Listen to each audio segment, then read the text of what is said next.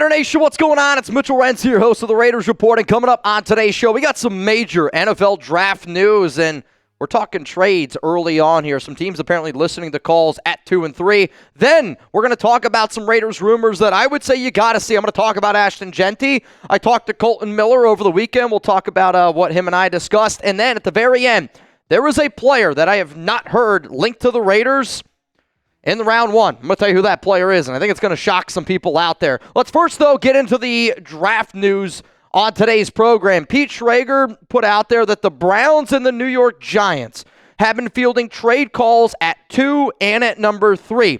Calls been happening apparently the past 48 hours, and I do wonder if this is a smokescreen. And I only say that because at this point, there is a lot of smoke going around that, I'll be real, I don't know if it's going to lead us to any fire. But if I was a team like the Cleveland Browns and if I was a team like the New York Giants and I believe that I need to be able to restock and build for the long haul, I would also be willing to take calls for 2 or 3. But the reason why I wonder if it's a smokescreen is because I can't sit up here and think which teams would want to trade up to 2, which teams would want to trade up to 3. I can't quite think of who they would be. Now, in terms of which players apparently are being talked about, SCHRAGER said this, that teams were apparently calling the Giants and the Browns at 2 or 3 in regards to Travis Hunter, Abdul Carter, and also Ashton Jeanty. Now, obviously, Jeanty is a name that we talk about all the time. I don't see Hunter falling in the draft. I don't see Abdul Carter falling in the draft. But if one of those two players do end up falling to number 4, if I'm the Raiders, then you do have to consider picking up the phone and giving the New England Patriots a call and saying, hey, can I potentially get a Travis Hunter? Hey, can I potentially get an Abdul Carter? Because as much as I would love Jeanty, as much as I would love Armin Membu, if one of these two players on the board at number 6, that would honestly be my pick for the silver and black. I'd be real, though. I do not think that the Raiders are one of the teams trading up to number 2 or number 3. And the reason why I'm even throwing that out there is because when this report went out that teams are calling it 2 and 3 and Jeanty's name was featured in that, I had a lot of people ask me, Mitch, do you think that the Raiders are one of those teams? I do not. I do not see the Raiders trading up in this year's draft, not in round 1, not from 6 to go up. Maybe they try to trade back into the end of round 1. We'll talk about that at the end of today's show. But no, I don't think that the Raiders are one of those teams. If you're looking for free Raiders videos every single day, hit that sub button. We are 101 subs away from 191,000, and I want to hit that number by the start of the 2025 NFL Draft. If you don't know, we will be live for the entire draft. 21 hours last season, over 300,000 people joined in, and I want to get the party rolling yet again. So if you want to see the picks before you see them on TV, make sure you're subbed. Let's go to some Raiders rumors now coming up on today's programming. The Raiders will end up drafting Ashton Jeanty, and the reason why I'm bringing this up is because I would say over the past week, it almost sounds like maybe the Raiders are a little bit more off the Jeanty train compared to what we originally thought leading up to this week. I'm just going to say this, that there is a 50% chance, call it in the air, heads or tails, that the silver and black end up going with the Boise State running back. People are talking about the Raiders drafting Jeanty, and if I was a betting man, I would say the number 1 player most likely that the Raiders end up drafting is, in fact, Ashton Jeanty. Now, I do know that Adam Schefter has been reporting that other names have been linked to the Raiders, like an Armin Membu, like a Jalen Walker has been reported, and anytime I see reports out there, you got to start connecting the dots a little bit. Because Schefter has been so on the offensive lineman train for the Raiders, it makes me wonder, are the Raiders going to go on offensive lineman? But I also know that Schefter obviously talks to his ESPN colleagues all the time, and Mel Kiper, Jordan Reed, 2 people that work for ESPN, and their most recent mock drafts, both of them had the Raiders end up going with Ashton Jeanty. I also know that the Raiders love me some Jeanty, where they met with him after his pro day. The Raiders John Spytek, Raiders running back coach, met with Jeanty, and there is a lot of love around him. Though the question always wondered, does Jeanty want to be a Raider? Well, here's what Jeanty had to say of where he thought he could be drafted. I think the earliest that I will go is number 6. That's my belief. And that would be the Raiders at that pick or somebody else trading up to get in front of them possibly. I think that's what's going to happen. I mean, that's somebody that's literally telling you, and we don't really too often, I think, get a player put out his 2 cents of what they think and what they believe are hearing. And I can understand Jeanty probably knows the higher I go in the draft, the more money I'm going to be able to make. But he also has probably got to sit back and go, I want to go to the best destination possible. And maybe Jeanty believes it's the Raiders. Maybe he doesn't. Here's what Jeremy Fowler, also from ESPN, also very well connected to Schefter, had to say on the Raiders drafting Jeanty. I'm hearing that Jeanty is in play for the Raiders among a few options. They're also looking at offensive tackle potentially, but there's some momentum around the Raiders and Jeanty. I'm told that Jeanty would love to play for the Raiders. They are atop his wish list as far as what the player wants. We'll see what the team wants. And I know that the Raiders can go in a multitude of different ways. I think if John Spytek has his say, he's probably going to look at somebody like an Armin Membu. I also know that John Spytek does really love Ashton Jeanty. He literally said last week's press conference, like, I don't know how we got to a world where running backs aren't valued. It's literally to my core. I'm a Michigan guy, and I know that they believe with a good running game. Also, Pete Carroll's son, Brennan Carroll, is in charge of the running game here for the Las Vegas Raiders. So Jeanty, to me, I've been seeing a lot of people going, I don't think the Raiders are going to go Jeanty anymore, Mitch. I will still say that Jeanty is the number one most likely pick for the Raiders, but that doesn't mean that he is an absolute lock to be the pick by any means. So here's your opportunity to voice your opinion. And not even going to be the pinned comment. You are about to get hit with a YouTube ad break. So while that ad is playing, I want you to scroll on down. But if you want the Raiders to draft Jeanty, I want you to spam Jeanty down below, because if you don't think Mark Davis watches this show, if you don't think that people around the Raiders organization watch this show, then you're a lot more naive than I originally thought. I want the Raiders to draft Jeanty. I want the Raiders to draft Membu. I would be more than happy with Jeanty. If you're on that boat, spam Jeanty down below. Now, I will say this. I would say the top options for the Raiders right now, based on some of the conversations that I had over the weekend, Armin Membu, Ashton Jeanty, Mason Graham. To me, these are the top three most likely options for the Raiders at number 6. No Shador, no Jalen Walker. The top options for the Raiders come draft night, Mason Graham, Ashton Jeanty, Armin Membu. Watch out for Mason Graham, because Schefter has been putting out a lot of smoke about no chance he's going to the Jags at 5. And I know the Raiders pick after the Jags, but a lot of people thought Graham was going to go there, and I wonder if he's hearing some other information, because there's been a lot of smoke, and I know the Raiders love them some Mason Graham. Coming up next here on the show, we're going to get into the latest around Kolton Miller. Had the opportunity. It's a brief conversation over the weekend with Kolton, and I'm not going to try to go, too in-depth on it. I'm allowed to share some information. I'm not allowed to share all the information. I'm just going to be very bold, obvious with you. But I will say this. You're going to want to see what I have to say about Kolton Miller. Before we get into that, though, today's show is sponsored by Game Time. Last-minute tickets, lowest price guaranteed. Views from your seats. I never realized how important views from your seats was until this past weekend. Shout out to my fiance's sister. She ended up buying us tickets, did not know where we were sitting. She said that we got third base tickets because she saw the number 300 in section 300. You see that picture over on the left side where it gives you like the bowl look so you know exactly where you're going to be sitting? That's one of the reasons why I love Game Time. Also, you can save up to 60% off buying last minute for sports, concerts, comedy, theater.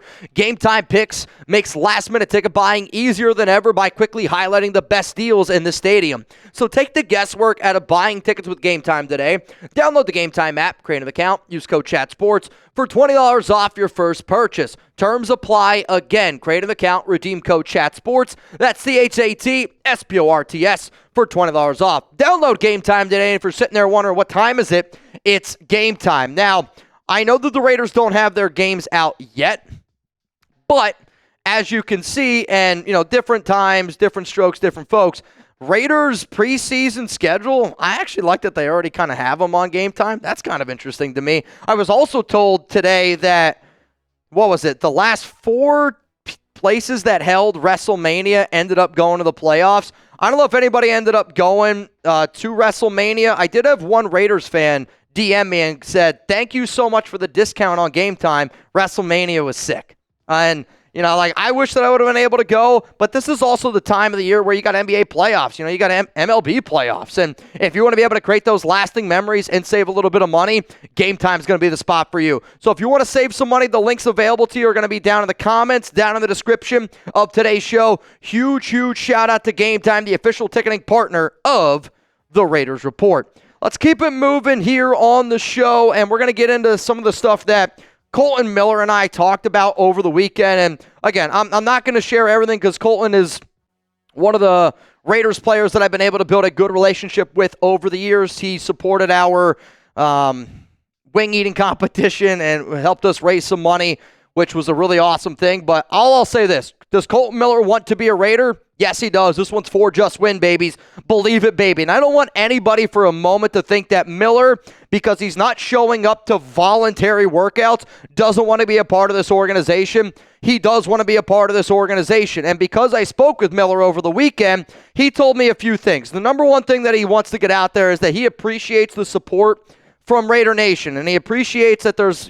people that have his back and that continuously have his back. So I'm telling you this right now, Kolton Miller sees the support that the nation is out there giving him, and if you want the Raiders to get a contract extension out with Miller, like I do, and I think a lot of us do, keep putting that positive energy out into the world, right? We always say, put those good vibes out there.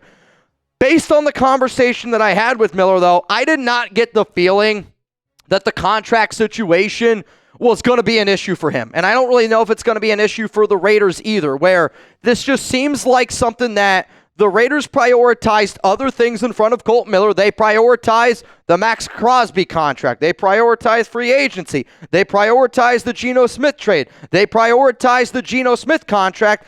And then they prioritized their top 30 visits, and they prioritized the NFL draft, which, based on the timeline, all of that stuff makes sense to me. I expect that if the Kolton Miller extension does end up happening, I expect that it happens after the NFL draft. I also expect Kolton Miller and Jakobi Meyers deals to get done before OTAs, which is May 19th. I will say this, and this is where the panic button needs to be pushed. If the Jakobi Meyers and Kolton Miller deal are not done by mandatory minicamp, which starts June 10th, then we could see a real issue, because I think that would speak volumes to Kolton. And it would also, I think, make Kolton, a little bit uneasy about what he thinks that this organization thinks of him. And that's where I would say it could be a difficult situation. With all of that being said, though, and I bring this up because last week we talked about Kolton Miller and we talked about the, idea, if you will, of the Raiders extending him and not extending him. Last week, I was 100% confident that the Raiders were going to get a deal done with Kolton Miller. I am not 100% confident anymore, and I only say that because of what the Raiders' actions have been this offseason. Let's look at the offensive linemen that the Raiders have met with this offseason. Will Campbell, left tackle. Kelvin Banks, left tackle. Josh Connerly, left tackle. Charles Grant, left tackle. Jackson Slater, left guard. Caleb Etienne, offensive tackle, basically like a 7th-round prospect. Think of him as like a Dalton Wagner type of guy. Caleb Rogers, very versatile offensive lineman, has played left tackle, left guard, basically everywhere on the line besides center. My point is this, though. If you're the Raiders and you're so confident that you're going to get a deal done with Kolton Miller, again, brand new regime, zero money guaranteed, and I don't think it's going to be a back-breaking type of number. I'm going to say $18, $19, $20 million a year for an extension on Miller. I'd give him a 2-year extension, tie him in with Max, tie him in with Pete Carroll. But if there was a chance that the Raiders weren't willing to give Miller an extension, if this is just me, if I'm Pete Carroll and John Spytek and I'm going, I don't want to give Kolton Miller a contract extension, the number one thing that I would do is I would look for left tackles and left guards. And I would look at left tackles and left guards as early as round 1 and as, middle rounds and in the later rounds. And that is something that the Raiders have done. So coming up here next is going to be a new player to the Raiders in round 1 that there's been some talks around. And because there is legitimate talks right now around the Raiders and this next guy I'm going to bring up, that does make me wonder what they think about Kolton. Because, again, the information in the last 24 hours, much different than when I had my conversation with Kolton Miller about 48 hours ago. And the name that we're going to bring up here is Kelvin Banks. Could the Las Vegas Raiders draft offensive tackle Kelvin Banks from Texas? I am going to give this one just win, baby, and I'm going to say that there is a small shred of truth behind the Raiders going out and getting him. I would just say that this is another instance where offensive linemen are being brought up. The Raiders are clearly doing their homework on offensive linemen. But according to Albert Breer, Breer does say that he thinks that the Raiders could end up taking Banks at number 6 in the 2025 NFL Draft. Now, Kelvin did just have a top 30 visit with the Raiders, which the timing on this is very interesting because if I'm doing my counting right for top 30 visits, the Raiders have 31 of them. So that means one of the players that was initially listed as a top 30 visit might have just been a local visit, might have just been a personal visit. I don't know what it is. But if the Raiders trade back into round one, like if Banks ends up sliding down, if there's a run on offensive tackles, like Josh Connerly, right, the kid from Oregon, if he ends up going at 9, which has been reported, like he could go in the top 10, and there is a little bit of a slide on some offensive tackles, and somebody along the lines of Banks is available in the late 20s, early 30s, based on what we're hearing, then I think that the Raiders actually could be interested. If Banks somehow is available at 37, I'd almost make a guarantee that he could be the pick. Now, again, I don't think that he's going to be there, but this is what Albert Breer had to say. Banks is more of a prototype left tackle than Campbell and is more polished and pro-ready than M'Boue. Even if his tape's not as good as Campbell's and his athletic ceiling isn't as high as M'Boue's, I think he could go as high as number 6 to the Raiders.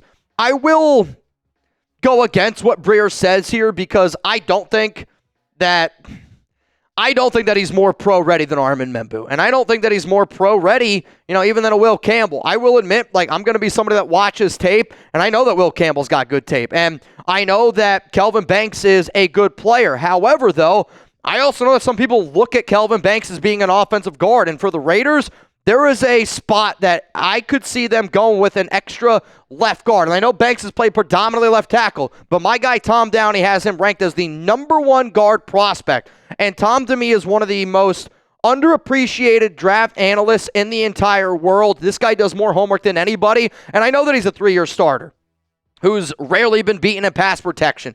Good athlete, strong footwork, not always a great mauler, which shows up sometimes with sustaining blocks in the run game. Those are Tom Downey's notes. But then at the exact same time, if you're the Raiders and you're wondering if a player is going to be a guard, it's not somebody that I'm going to draft the number 6, but it could be a reason why he ends up sliding down the board just a little bit. So in conclusion of today's show, not sure I buy that teams are calling up to 2 and 3. I think it's just a smokescreen to try to convince maybe teams that that's ultimately happening, or you see the NFL do this where they try to boost their own numbers for the NFL draft. And I think because a lot of people up here go, number 1 pick's Cam Ward, number 2 pick's going to be Travis Hunter, number 3 pick's going to be Abdul Carter. The NFL doesn't want that. The NFL wants you to be like, what could happen at 2 and 3? Jeanty, to me, is still the most likely option at 6, despite all of the rumors around offensive linemen. I know that this organization does really like Ashton Jeanty. And I think that a Miller extension happens, but I am more skeptical today than I was last week that a Kolton Miller extension ends up getting done. But I know for a fact that he wants to be a Raider, and I know for a fact that he appreciates the nation having his back.